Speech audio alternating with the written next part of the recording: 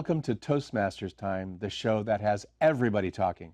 I am your host, Ashley Harkness, and with me today is evaluator David Dye.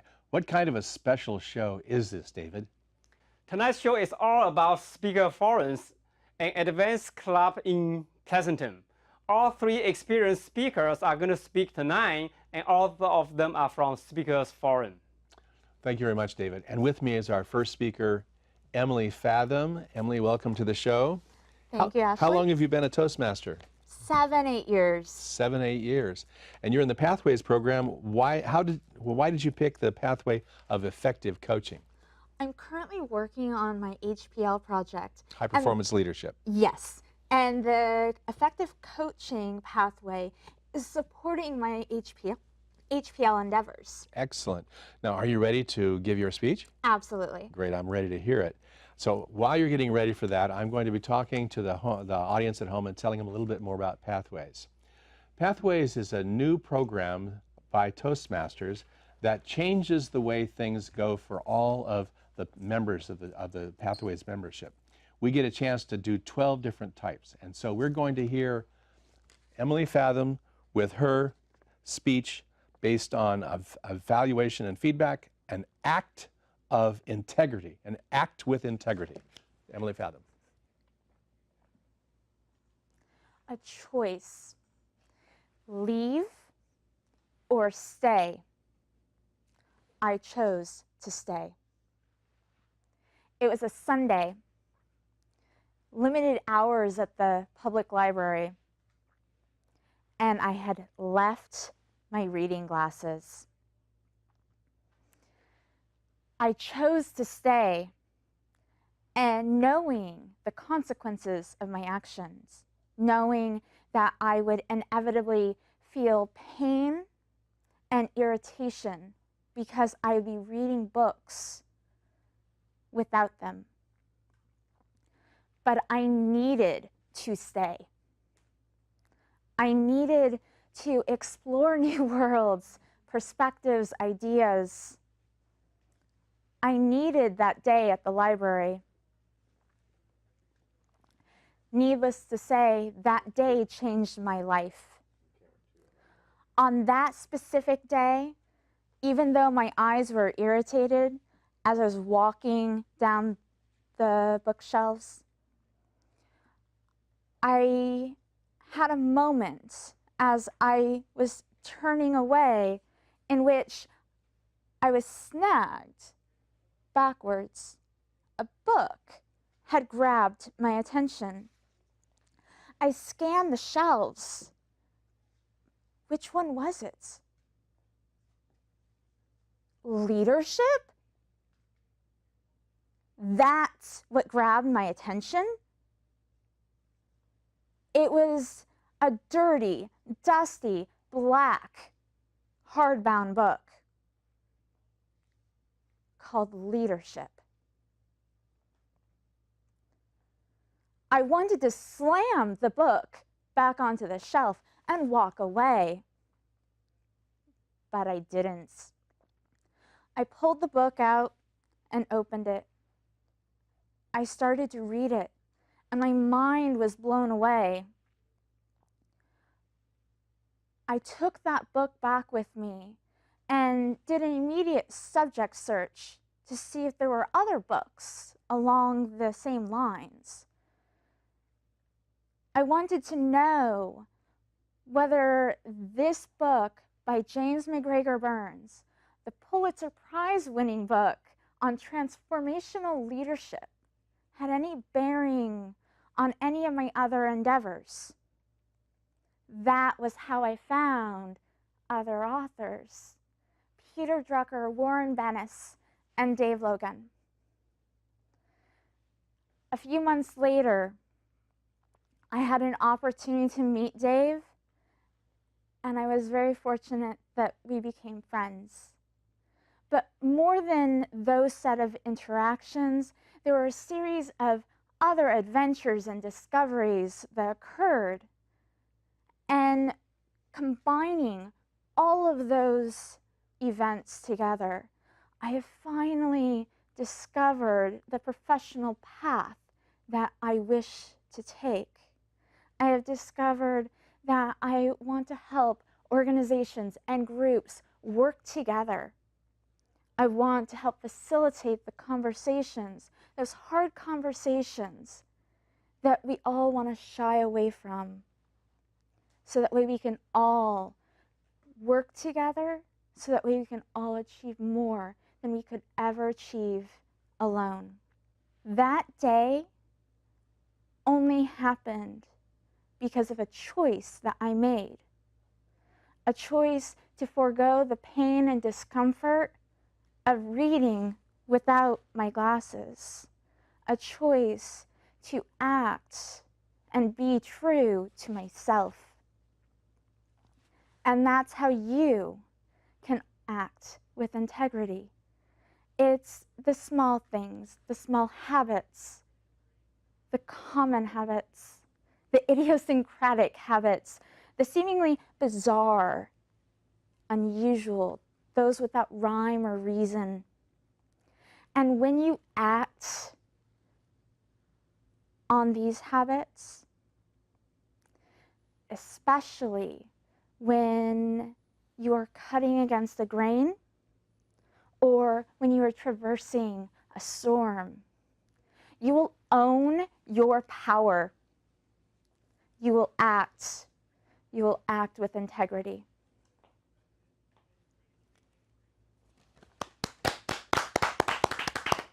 Thank you. Thank you, Emily. A speech about integrity. So let's hear from our evaluator, David Dye. What did you think about her speech and her attainment of her objectives? Actually, I love your story. I love your speech. The speech is about the choice. You have to make the choice when you walk into the library to stay or not to stay. So that beginning of your speech caught my attention right away. I want to listen more what you are going to do without the glasses in the library.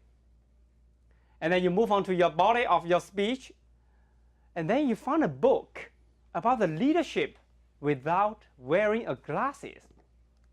I even want to listen more. What are you going to do with that book, Leadership? I really like the smile on your face when you speak. Your smile was so genuine when you speak on the stage with the audience. I also like the way how you conclude your speech. At a certain point, you kind of lost your thought, but you didn't panic. You pause, and you pick up your thoughts, and you continue your speech. Great job, Emily. I want to listen more in the future speeches. Thank you. Thank you, David. Thank you for that evaluation. And now we go on to our second speaker. Please help me welcome to speakers Toastmaster time, Phil Covington. Phil, you've been a Toastmaster for a while. What made you decide to join Speakers Forum? I wanted to become a member of Speakers Forum because it's an advanced club, and I wanted to try to get to the level of some of the more advanced speakers. It's a work in process. Work in process. You've chosen the path dynamic leadership, and this is an icebreaker for you. Why did you choose dynamic leadership? In order to be a good management consultant, you have to have dynamic leadership, good communication skills, and effective leadership with small groups, big groups, and be able to speak to different levels of an organization. Okay, excellent. Are you ready to give your speech? I'm ready. All right, I'm ready to hear it. So let's hear from Phil Covington in a moment. While you're getting ready to give your speech, I'll talk to the audience about pathways. This is an icebreaker, which is the first speech that Phil would give in front of his audience. They would get to learn a little bit more about him and see his strengths and also hear what he has to say about a particular subject. So let's hear his speech. Phil Covington with Intro to Process Improvement. Phil Covington. Hello. My name is Phil Covington, and I am a certified Lean Six Sigma black belt. Now, you may be wondering, what is a Lean Six Sigma black belt? Are you going to do karate? No, no, no. I don't know karate, and I'm not going to perform any karate moves for you. Being a certified Lean Six Sigma black belt means I have extensive training in process improvement. We frame the framework of process improvement in the DMAIC model, and we use the tools of Lean and Six Sigma in order to attack a problem. Now, what is DMAIC? It sounds like a made-up word that has maybe too many consonants. And how about Lean and Six Sigma? Sounds like a three-word noun. DMAIC actually stands for define, measure, analyze, improve, and control. Lean and Six Sigma are two different ways to approach a process problem. Have you ever, as a mom, a dad, a coach, or a mentor, took a group of boys or girls out to play a sport, and they've been out all day, and at the end of the day, they have a problem? What would this problem be? They're hungry, and they need to be fed. So one of the ways that we can measure the problem is by defining how far away and how accessible are food to these hungry kids. Looking on Google Maps, I found a fast casual pizza place that delivers pizza on time at a decent price. So we gather all these kids and we make sure that we count them so that we don't leave anyone behind. So now I'm analyzing my situation. Improve. Do I let them all run in at the same time and jump in line, or do I make sure that they file single file? One of the things we want to do once we put these processes in order, or put the kids in order, is to control. How do we ensure that our plan is operating the way that we want it to? What's our reaction when things go out of control? How do I make sure that everybody gets fed? How do I make sure I'm not missing a kid? Let's now turn to the pizza making process, and we'll take a look at how Lean and Six Sigma apply in a fast casual pizza environment. When a customer tells me they want to apply Lean to a process, I look for ways to eliminate waste, reduce waiting times, and reduce setup times. Why did I choose a fast casual pizza place as opposed to a traditional parlor? One of the reasons is because the time that the kids come into the restaurant and sit to wait for pizza to be made for them is considered waste. In a fast casual pizza environment, the kids all get into a line and they make their order, and the pizza is built in front of them in an assembly line fashion. We're reducing the wait time from order to delivery of a product or a service. Six Sigma approaches process improvement a little bit differently. When a customer tells me they would like to have Six Sigma performed on their process, I look at ways that I can improve quality, reduce variation. If you've ever been to a fast casual pizza restaurant, you'll notice that there are only two sizes of pizza that you can get. Compare that to a traditional pizza parlor where you'll have 3 or more sizes. In addition, you'll see at a traditional pizza parlor where the guy is taking the dough and flipping it and spinning it. That's all fun, but all of that motion doesn't get the kids fed. The choices they have are limited. They can only choose from the toppings that are in front of them. And from the time that they order to the time that they pay is the same time for every single person.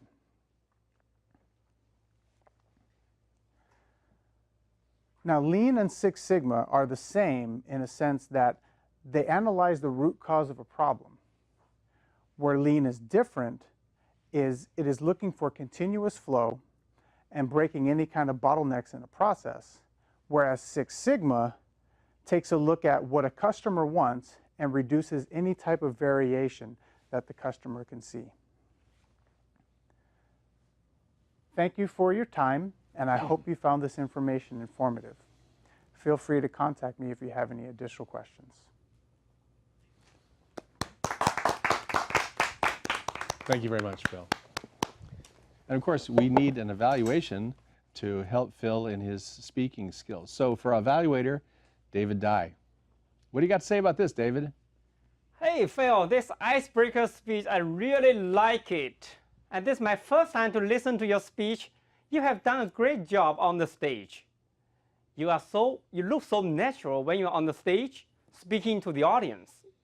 Your facial expression, I really like it. You have a good smile on your face. And then you have good big hand gesture and body language on the stage. I love it. Maybe I wish you can do a little bit longer when you're doing that body language on the stage. The whole process, you explain it very well, very slow, very easy to follow. Hand gesture is great. You have very natural hand gestures. When you're talking to the audience, body language, hand gesture, facial expression, and eye contact. Those are the four very important things to start your journey at Toastmasters. Great job. I'm going to hope to listen to your speeches more in the near future. Thank you. Thank you, David. And now with me is our third speaker, Manoj Ramanan. Welcome to Toastmaster Time. Thank you, Ashley. Your speech is, this one, you're talking about a persuasive speech. How Yes. difficult is it to do a persuasive speech? Oh, it's pretty difficult. Very difficult. As a participant myself, I need to be really persuaded or convinced. Oh, I see. Yeah. So part of your success is your own belief in what you're doing. Absolutely. It's a great insight. Thank you very much. Are you ready to do your speech? Yes. I'm ready to hear it. So while you're getting ready for that, I'll be talking to the audience at home about a little bit more about persuasive speaking. This is a part of presentation mastery, another pathway. His idea here is to be able to give us a persuasive speech. So let's get right to it with Manoj Ramanan and his speech, The 3 C's of Leadership. When you listen to the word leader, what are some of the names that come to your head? I imagine 2 names are Mahatma Gandhi and Martin Luther King. The impact that these leaders have had on our planet is immense. But when ordinary individuals get an opportunity to lead, we step back because we often feel that leadership is often about big impact and it is somehow beyond our reach. Today, I'm here to break that myth, and I'm going to share with you the 3 C's of leadership. Let me take you to 20 years back. I was a high school student and I had signed up for a speech elocution competition. I don't know what made me sign up, but as I walked in, I remembered feeling petrified. With good reason, as it turned out. In 15 seconds, my speech was over. I saw some giggles and some sniggers in the crowd, and I remember wanting to disappear. But then I felt a hand on my shoulder. A teacher who I have never met before, she looked me at the eye and she said, "Manoj, it's okay. You'll be back. Keep going." It's because of her that I even mustered the courage to get back and speak again in front of the public. It's 20 years since that incident. I don't remember her name. I don't remember her face, but I remember how she made me feel. And that takes me to the first C of leadership, compassion. When we come from a space of compassion, we truly lead. For every success story, there are so many failures. But when we come from a space of compassion, we can truly lead. About 5 years ago, I went to India. I was there on the busiest road. There was utter chaos, so much noise. I was a fresh business graduate, and I was wearing my suit and a nice pair of leather shoes. I saw a cobbler, and I walked up to him, and I gave my boot to him for him to clean up. And for the next 10 minutes, I watched him completely immersed in the act of his work. He was smiling a song, and he was so engrossed that no amount of noise, nothing could break him from his utter focus to what he was doing. I remember thinking that here I was, much more successful than him, had fancier titles than him, but I wanted what he had. I was so inspired, and that takes me to the second C, care. That cobbler cared so much about his work that he made magic happen. As leaders, what can we truly care about? I remember that incident led me to search for work that was meaningful to me.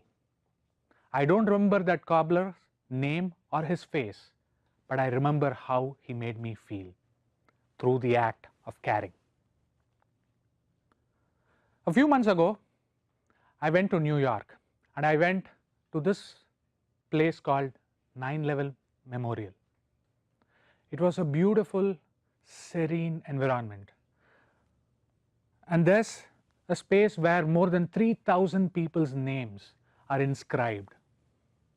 I remember feeling very moved, and I noticed that there was one single white rose which was put on some of the names.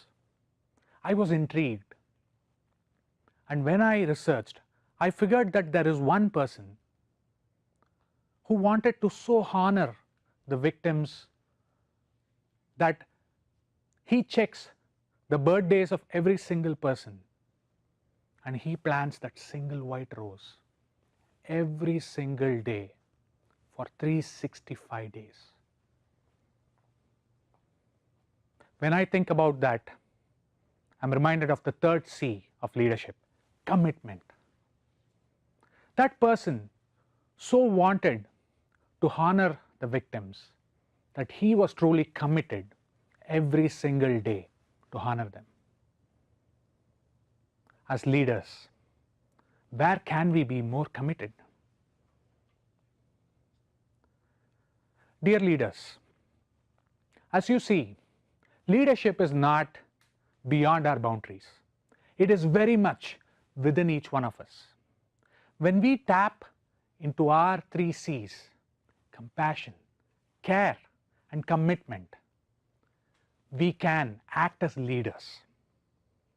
We can truly make this world a better place, and we can inspire the next set of leaders.